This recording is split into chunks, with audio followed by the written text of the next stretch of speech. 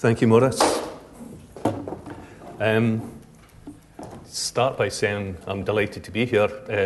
I was here at the same conference last year, and I said to people that I'm particularly pleased actually to be in the Regency Hotel here, because this was the hotel I spent my last night as a single man in. I got married just along the road, for those of you who are local to Dublin, in Ballygall, and down at Clontarf Castle. So it's an area that means quite a lot to me. So, as I say, delighted to be back here. Delighted to be back in another sense as well, because I think last year was a really worthwhile event. I think a number of connections that might not otherwise have been made were made at this event, and I think I can see the same process starting to begin again. People who are interested in relationally based people professional practice are starting to come together, irrespective of what kind of backgrounds they come from, whether it's more traditional social work or residential childcare. So that can only be for the good. A wee bit about the title. You'll see that I've got the word praxis in the title, and when the first call went out, I saw the word praxis and I knew what it was, sort of. So I thought I'll do a presentation on praxis. But then I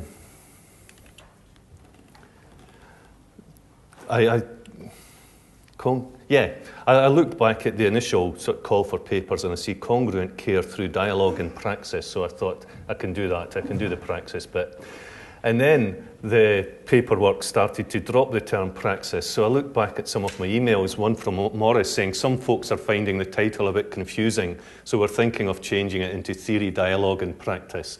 So my use of the term praxis is already out of date, but it's there anyway. What I would say, and it sort of worried me a wee bit, is that if people find the term praxis a wee bit difficult to get a handle on, then I don't know what they're going to make of hermeneutics and eudaimonia. They sound like things that you should be able to get a pill for. Hopefully I'll be able to explain some of these terms as I go through the paper. But I'm going to start at a sort of simple level, more a descriptive level. In some ways, it's a precursor to some of the thinking I've been doing in this area. And it's based around a European project I was involved in for the past 2 or 3 years, and which we just completed earlier this year, called RESME. All of the European projects need some sort of acronym. So I think RESME stands for Residential Childcare and Mental Health, or it's an abbreviation for that. And basically it was about 6 European countries, who got together and wanted to put in a bid for European money. And we got together in Brussels a few years ago, and one of the areas of concern that each country was starting to sort of grapple with was the interface between residential childcare and mental health services. So we put together a research bid to one of the European funding streams, and were successful in it. And the idea was that in each country there was this perceived difficulty of residential care workers and mental health professionals working together. So the idea of the project was that collectively we find examples of best practice, we construct an education programme for residential workers and mental health professionals working together, and we sort of roll it out. So the kind of paradigms which were behind that kind of approach, if you like, were the notion of evidence-based practice. You find out what works, and then you sort of roll it out at a wider level. So rolling out, scaling up. But one of the things that became apparent to me very quickly was that we struggled to find these examples of best practice. Across the 6 European countries, every country was struggling to come up with consistent, replicable examples of good practice. So I think sometimes here in Scotland we can look to Europe and think, oh, they must do it better across there. But the reality was that it didn't. You know, that every country was struggling with the same sort of issues of getting mental health workers and residential care workers to work together. And some of the reasons why you'll be able to guess, well, at a simple level, you'll be able to guess that you've got the status differentials. We live in a world, we work in a world where psychiatrists enjoy a higher status than residential care workers for a number of reasons, partly to do with the whole professionalisation process, partly to do with the qualifications that you need to do the respective jobs. So you've got these status differentials. Use of particular language and jargon that you can talk about kids with disordered attachment attachment disorders. If you're a psychiatrist or a mental health worker, in a way it's harder to grasp, to be honest, if you're a residential childcare worker, because you've not been schooled necessarily in that kind of way of thinking. So it's issues of language and jargon and a privileging, I think, of a sort of psychological or mental health language. And some practical and communication difficulties emerging, that psychiatrists were saying that residential care workers would drop a kid off or bring a kid, but it was a different residential care worker every time. They didn't always know much about the kid or the case or the family themselves. So there was very little sort of dialogue between the two parties. And that was reciprocated in the opposite direction, in the sense that residential care workers were saying that psychiatrists or mental health workers would meet with a kid and then not feed back adequately as well.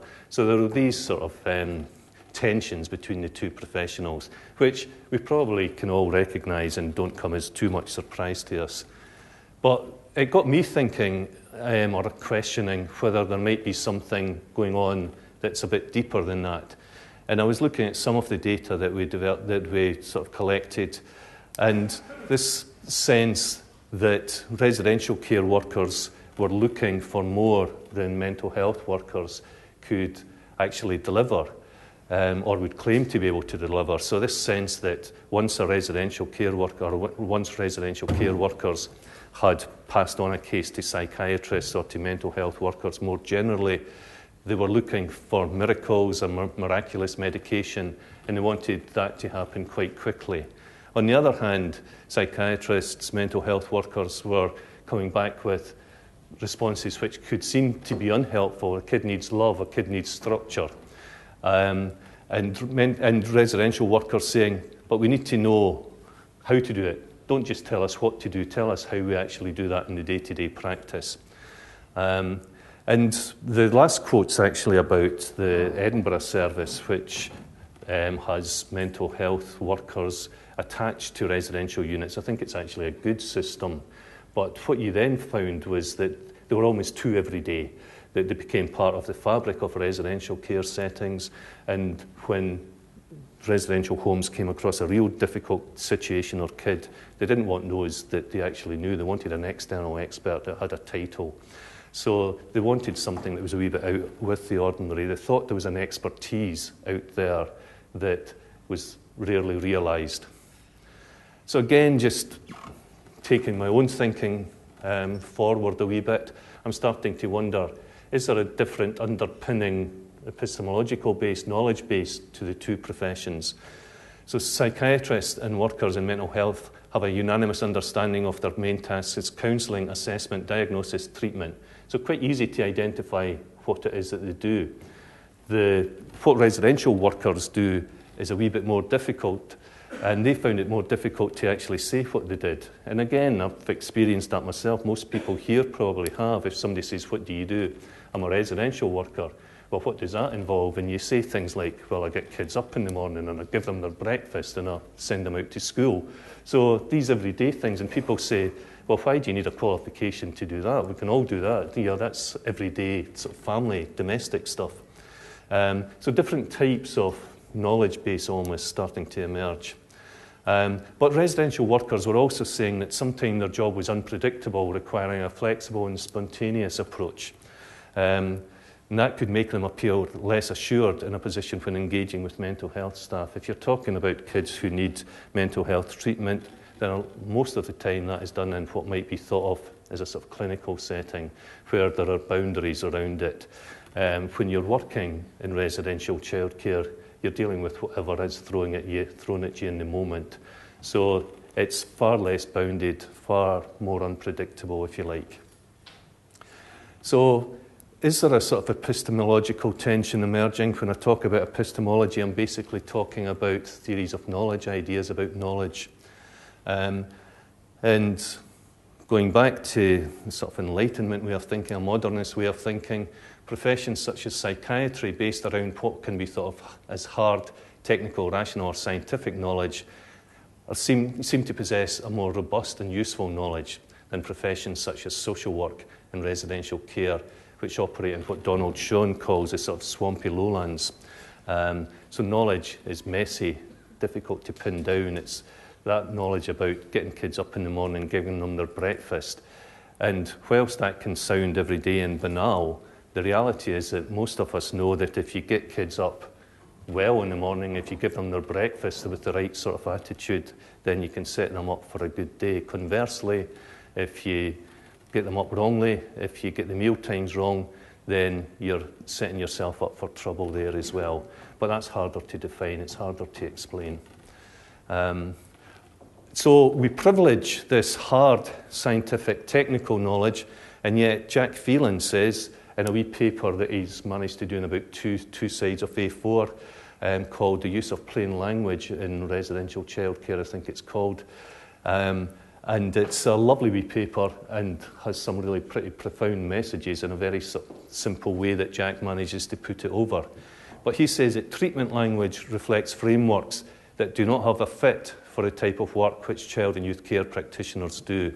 The language of psychology, social work and mental health does not resonate with the day-to-day experience of doing effective child and youth care work. So Jack goes on to describe child and youth care work as a self-in-action task. When you're getting kids up in the morning, you bring yourself to that sort of task, that process.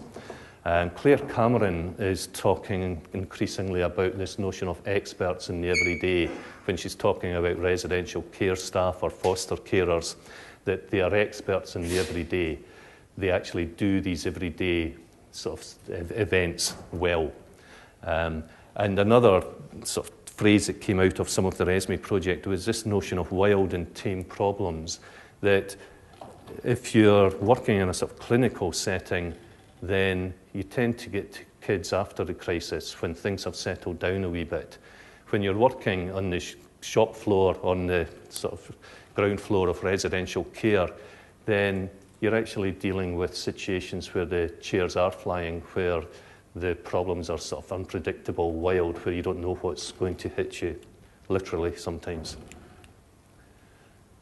Okay, so moving away from the RESME project and getting a wee bit more theoretical, or just setting the context for starting to get a wee bit more theoretical, I'm thinking about the sort of wider organisational context within which we operate.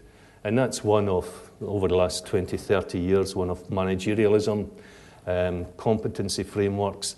One of the things that our some of the managers, social work managers that we train social workers for, or who are the managers in agencies that might go to work in, talk about this deficit that they perceive in social workers not being able to hit the ground running, which is a really silly thing to say because nobody would expect anybody who had just passed their driving test to become an expert driver.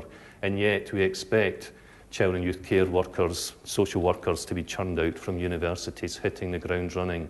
Our response to that very often is that actually what we want to do is to train or educate social workers who hit the ground thinking. It doesn't always play with managers who are looking for something a bit more instrumental. The wider context, again, over the past 20, 30 years, this idea of what works, this notion that we can identify an intervention which works and we can roll it out. And very often that was manifest in sort of programmed interventions where we developed sort of workbooks and sheets that we did in group work or individual on an individual basis. Very much in vogue in the noughties.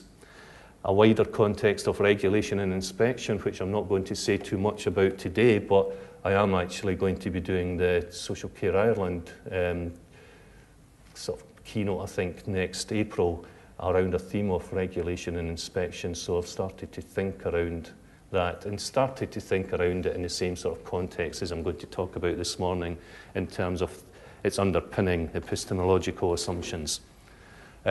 This demand for outcomes, for measurable outcomes from residential childcare which has become almost sort of unquestioned. And I'll talk a wee bit about that as I go through.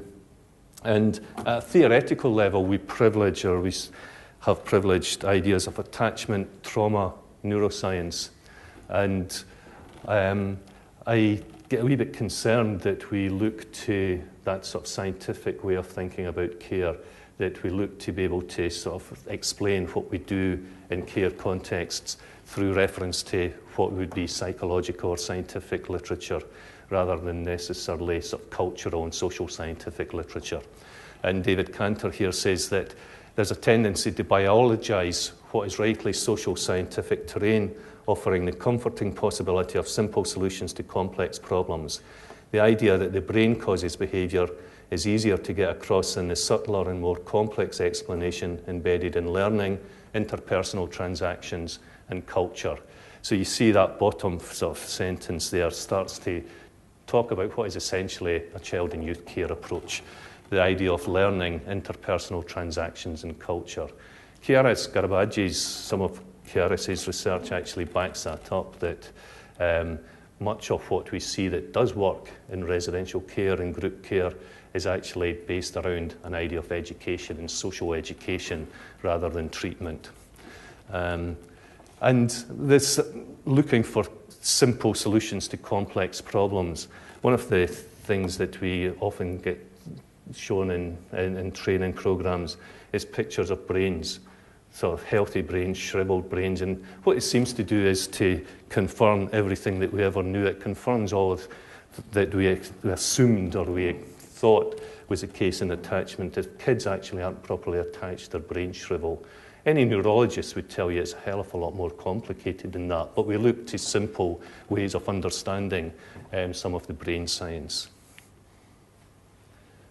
And what we do in universities very often is that we continue that privileging of a particular type of knowledge. Again, going back to Donald Schoen, he asks, how comes it that in the second half of the 20th century, we find in our universities a dominant view of professional knowledge as the application of scientific theory and belief to the instrumental problems of practice? So what we're doing is we're looking for scientific, technical ideas or theories to be brought to bear on the everyday experience of practice. And that got me thinking a bit about epistemology, again, forms of knowledge. And I want to sort of put my cards on the table that I'm not a philosopher. I have come to this late. The guy who taught ethics at Edinburgh retired, and they were looking for somebody to take over his teaching, so I sort of got that slot. And I've got involved in thinking about ethics in particular and philosophical ideas more generally, but there are big gaps in my knowledge, and I'll sort of acknowledge that from the start. But one of the things that I have become interested in is the whole idea of epistemology. And when we start to talk about epistemology, then a lot of the discourse, sorry Tom, starts to go back to Aristotle. And Aristotle talks about particular intellectual virtues or types of knowledge. And he identifies episteme, which would be the kind of knowledge that I've been talking about, scientific knowledge, which is universal and variable, context independent, so abstract scientific knowledge. He talks about techne, or craft knowledge. How do you make a flute? You bring to bear particular understandings of technical sort of proficiency, but also you know how things work. So you become somebody who is skilled in some of the technical and craft aspects of knowledge. And what we do very often, and it's the quote on the previous page, is that we try and apply episteme to techne. We try and apply scientific knowledge to technical knowledge. But what is often overlooked in that way of thinking is Aristotle's third idea of knowledge, which he calls phronesis. And phronesis is described as deliberation about values with reference to praxis. Okay, and I'm going to talk about what praxis is as I go through. And it's pragmatic, variable, context-dependent. What is right or wrong in one situation is not necessarily right or wrong in another It's not necessarily the right or the wrong thing to do in a particular situation. That you need to take decisions and take actions that are based on the particular circumstances that confront you in a particular situation. So as I say, we currently operate from an episteme to techne sort of dynamic. And what I'm trying to argue is that we really need to be thinking about this idea of phronesis a bit more. And a lot of the literature is starting to sort of realise that, I think. There's a lovely book called Towards Professional Wisdom, which was edited by a number of colleagues of mine at Edinburgh. And they say that technically rational forms of knowledge are problematic in the people professions. That when we're talking about residential care, social work, counselling, the religious life, education, then this notion of technical, rational, scientific knowledge doesn't actually hit the spot. It doesn't necessarily help us to become better practitioners. So when I talk about people professions, there's a nice wee article that goes back to the mid-80s, Juan, and he takes an Aristotelian view of knowledge in social work and the knowledge base that ought to inform social work. And what he says, implicit in the act of service, of helping the other, is some version of the good. When asked to account for what one does, when asked to justify one's actions, it is to an ideal of the good that we turn. And if you were to ask residential workers, social workers or whatever, why they came into the game, they might say, to make a difference. I want to do something which is giving something back. And so this idea that we claim our professional identity through some appeal to the good. And if we talk about ideas of good, then that inevitably takes us into the domain of ethics. And Stephen Webb says that the return to ethics should be a major theme that characterises social work in the late modern scenario. So rather than looking to empirical, technical, rational solutions to the kind of difficulties, the kind of situations that we face, then Webb and others start to say we should be looking to ethical deliberation to help us to actually move forward as professionals. And one aspect of the good life, if you like, again, returns us to Aristotle, and Aristotle identifies this idea of eudaimonia, which he is variously described as the good life, or this idea of human flourishing. And flourishing or eudaimonia isn't just measured in a material sense, but we seek to flourish as a member of society. So again, it's not individualistic, it's not about the independent, rational individual, it's about us as collective, us as community. So this idea of the good life or human flourishing, which is achieved through human interaction, through communion, whatever we want to call it. Carolyn Kreber, again a colleague of mine in education, talks about, or she identifies this notion of eudaimonia as authenticity, the sense of living in accordance to one's values, that we get a script to live by. And that script to live by, if you like, for residential care workers might be this sense of wanting to do good, wanting to do the best that they can for kids. Morris warned me about this. All right. Okay, so I identified Aristotle's idea of phronesis. Bent Floyberg takes Aristotle's ideas. He's written a lovely book on social science, which is entitled Why Social Science Matters and How to Make It Matter Again, or something like that. But he basically says that the purpose of social science isn't to develop epistemic theory, scientific rational theory, but to contribute to society's practical rationality by elucidating where we are, where we want to go, and what is desirable according to different sets of values and interests. So the goal of the phronetic approach becomes to contribute to society's capacity for value-rational deliberations and action. Social scientists actively ensure that their work is relevant to praxis. So it's not just what works that we ought to be interested in, but what matters. Okay? So not just what is technically proficient, what is scientifically, rationally sort of justified, but actually what is the ethical underpinnings of what we're doing in the first instance. So what matters more than what works. Jesus. And just an explanation of phronesis. We talked about phronetic social science, but what is phronesis itself? Practical reasoning. It's neither a matter of simply applying abstract principles, nor about the development of a skill.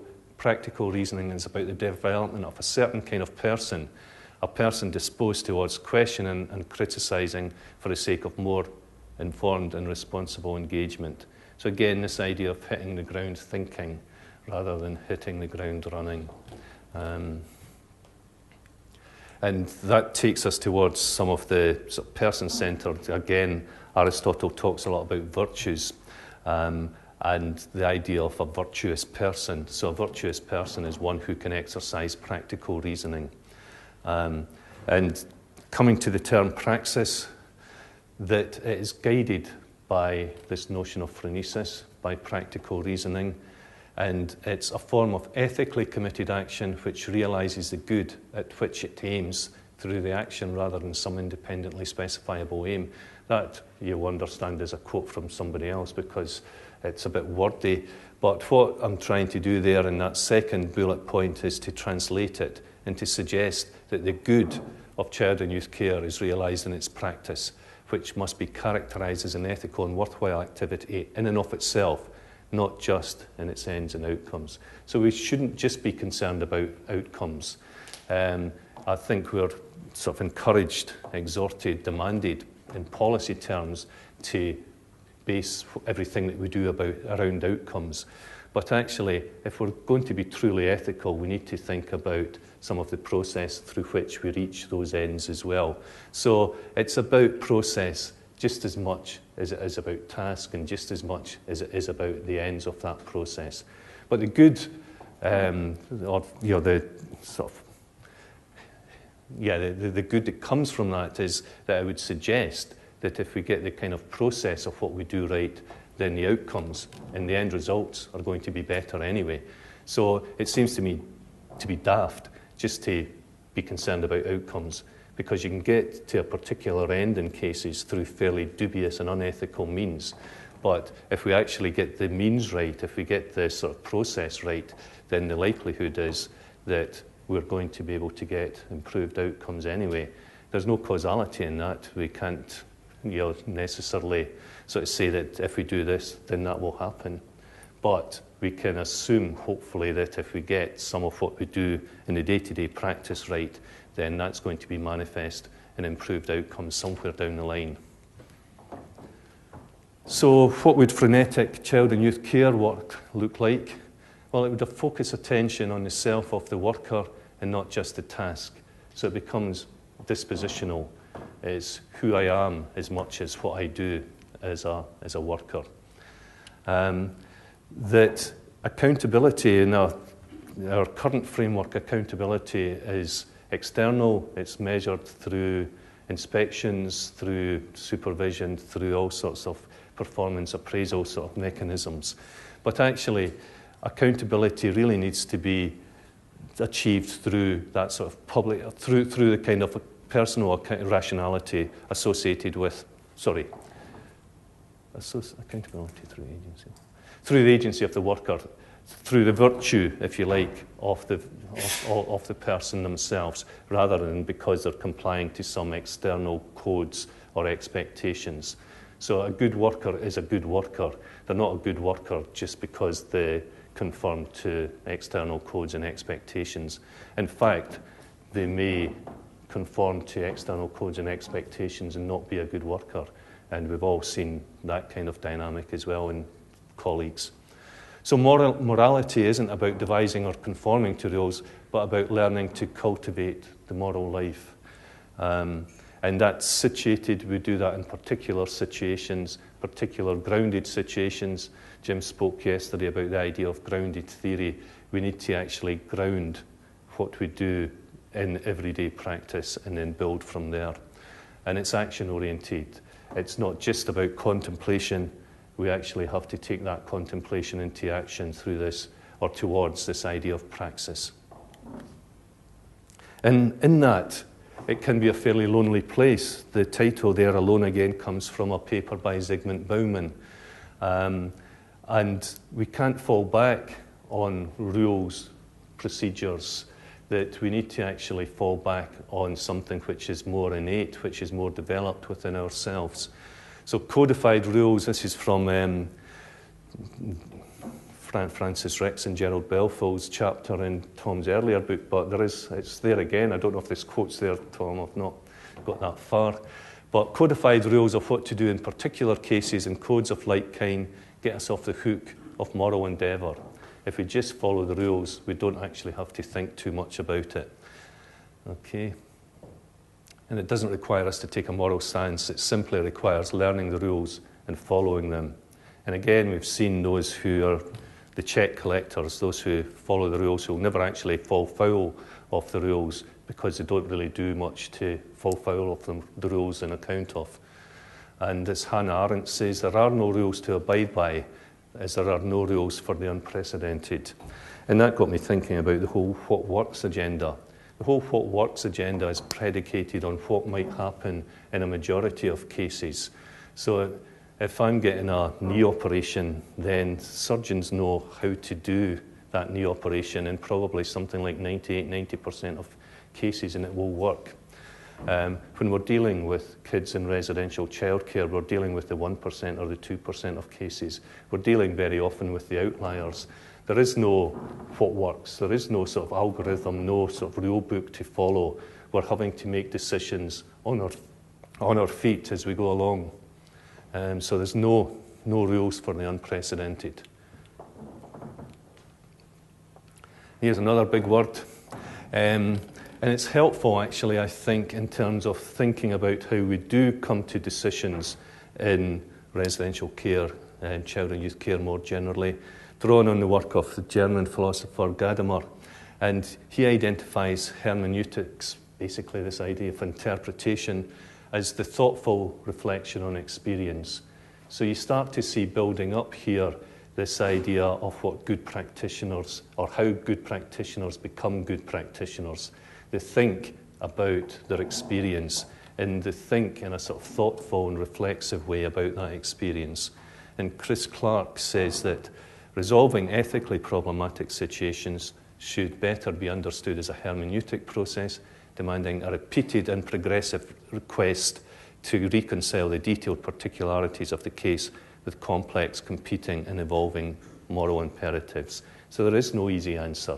But what we're doing is we're continually thinking about the situation and continually thinking about what is feeding into that situation.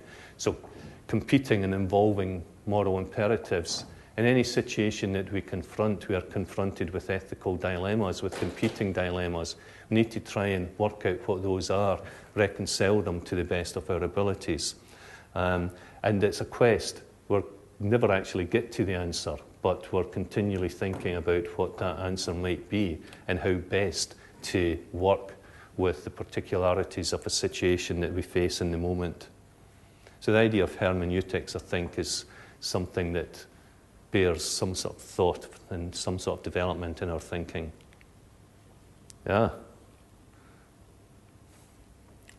So Gadamer had identified hermeneutics as the thoughtful reflection on experience. That brings in the idea of reflexivity itself. And a writer I've just recently come to is Kinsella, who talks about professional education. And she identifies reflexivity as involving a broad critique of technical rationality. So again, you're making the same point that I'm making, that technical rationality is not necessarily the best model for people professions. Professional practice knowledge is artistry rather than something which draws on technical, rational or scientific ways of working. So we're not following code books or rule books. We're actually artists within what we do. And Jim spoke yesterday again about the workers that you see that don't necessarily, or may not necessarily be able to articulate what they do, but they do it very artistically and they do it incredibly competently and well because they're drawing on a different set of understandings, of knowledges that they bring to the task, some of which is that tacit knowledge that is identified there. And Kinsella also talks about overcoming mind and body dualism to recognize the knowledge revealed in intelligent action. When we act intelligently, when we act in a way that actually has the kind of outcomes that we're looking for, we can reflect back on that and think, that worked. I'm not entirely sure why it worked, but I want to actually try and process why it might have worked. So you're bringing yourself to bear on some of these processes, some of these intellectual processes.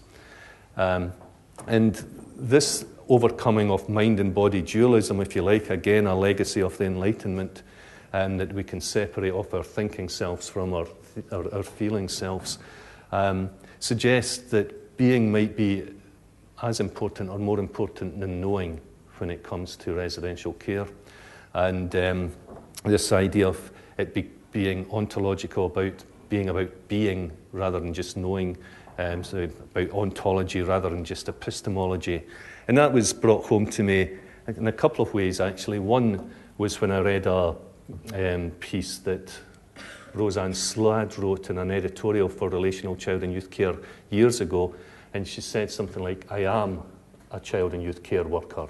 Not I do child and youth care work, not this is what I do for a living, but I am a child and youth care worker. It's something about who I am as a person, something deeply ontological about that. And when I was in South Africa over the summer, they even have a song for it. The South African child and youth care workers have a song which goes something like, and I can't sing it, I can't even remember the words, but my father was a, Tom? My father was a garden boy. My mother was a kitchen porter. Kitchen girl. But I am a child and youth care worker. So this deep ontological sense of who I am, which comes out in song and in South African context. Well,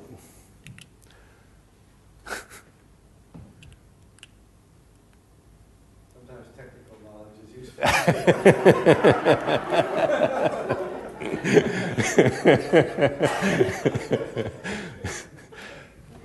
Yes,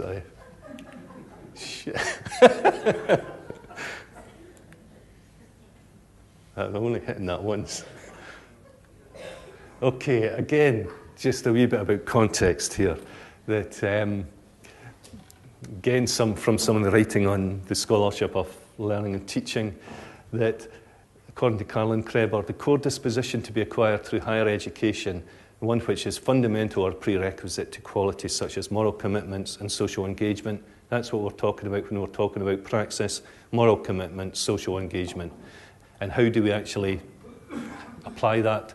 It's an inner capacity to cope with two distinct phenomena of our times: epistemological uncertainty, not knowing what we don't know, and complexity, which together suggests result in an existential experience of strangeness. This notion that we are never entirely sure what's going on around us. And again, anybody who has worked in residential care knows that experience, that you're not quite sure what's going on. You don't really have a handle on everything that's going on around you. So this experience of strangeness, which is an existential sense. And according to the same authors, the important task of higher education, and any education, is to cultivate in students human capacities needed to flourish amid strangeness. So we need to be able to embrace strangeness, embrace uncertainty, embrace not knowing. And that flies in the face of so much of what we are led to believe within a sort of technical, rational, modernist way of thinking.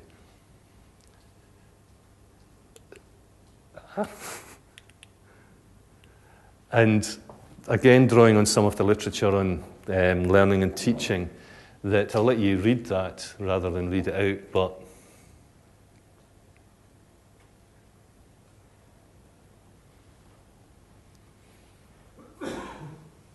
okay. So learning takes place through doing, through participation, rather than through acquiring abstract knowledge. It takes place in everyday activities. So we actually learn through being on the floor in child and youth care. and working and learning are inextricably linked and linked to social relationships. Again, we flourish as social beings. And it occurs in communities of practice, big idea in learning, and the kind of work situations that we find ourselves in, we can identify as communities of practice. We've got to start talking about difficult situations, start working what is going on here, what best to do about it, rather than looking to abstract knowledge to help us to reach that solution. And coming towards the end, if I can...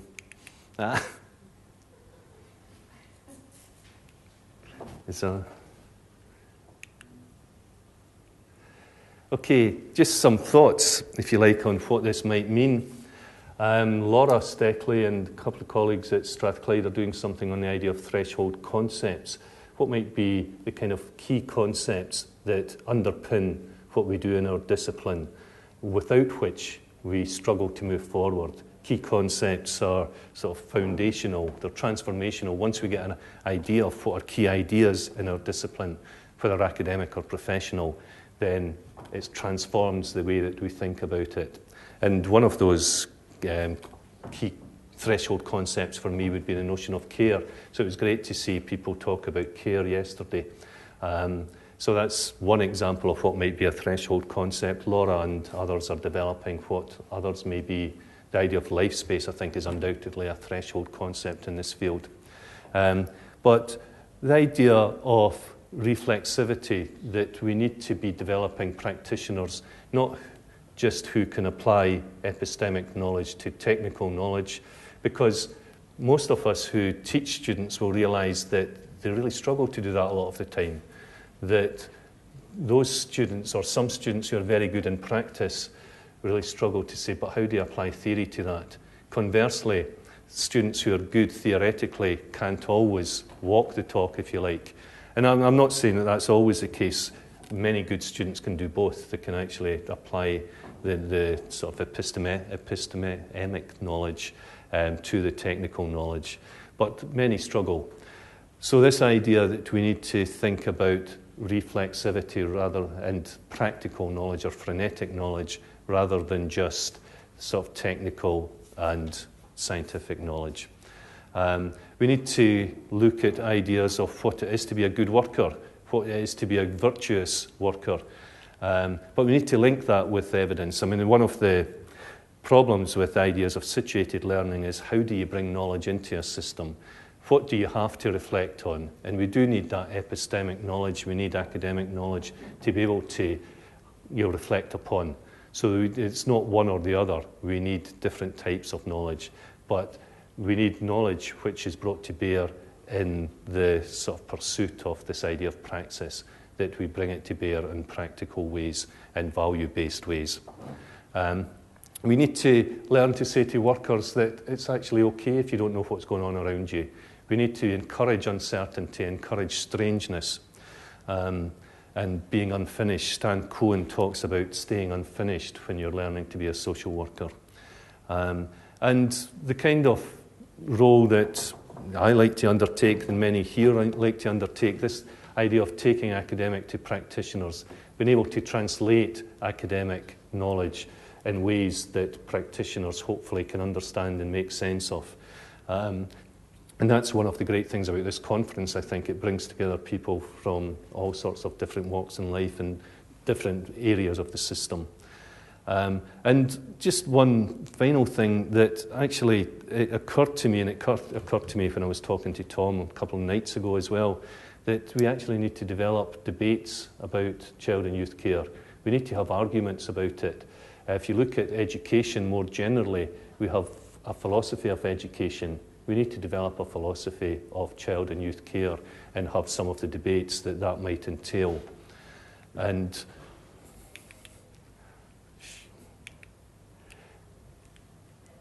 right, this is not my lack of technical knowledge, Jim, it's the system fault. This is a quote from a former student of mine, Tommy Allen, and he wrote an ethics essay that he submitted for a Joe Campling Prize, which is a prize run by the journal Ethics and Social Welfare. and he won it. So it was published in the journal. But he was reflecting on an experience in a secure unit where he did his final placement. So I'll just let you read that as well, because I think it sums up what we are looking for when we're talking about knowledge.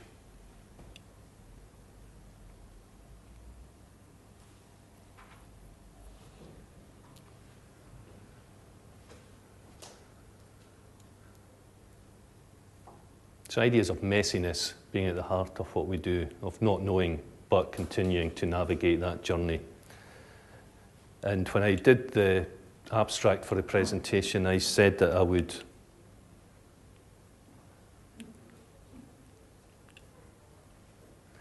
refer to Joe Dunn's book, Joseph Dunn's book. I think Joseph Dunn, I don't know if he's still working, but he was at St. Patrick's, Maynooth. And he's written a rather difficult book, but a really excellent book, applying Aristotelian ideas to teacher education and basically railing against the sort of dominance, the privileging of scientific, technical, rational ways of being a teacher and reclaiming some of the sort of virtue-based ways of being a teacher. But he starts the book with a quote from Wittgenstein saying that we've got onto slippery ice where there is no friction. And so in a certain sense, the conditions are ideal. But also just because of that, we're unable to walk. If you think about how you actually walk on ice, it becomes rather difficult, that there's nothing to grip onto, that you're liable to fall. We want to walk, so we need friction back to the rough ground. And I think that if we're going to take forward child and youth care as a profession, we need to get onto that rough ground where there is friction, where we're able to acknowledge tensions, where we don't look for easy answers in technical, rational, scientific knowledge, that we actually start to build up our own practical, rational knowledge based on the kind of experiences that we have on the ground and the kind of debates that we have around those experiences. So back to the rough ground. Thanks.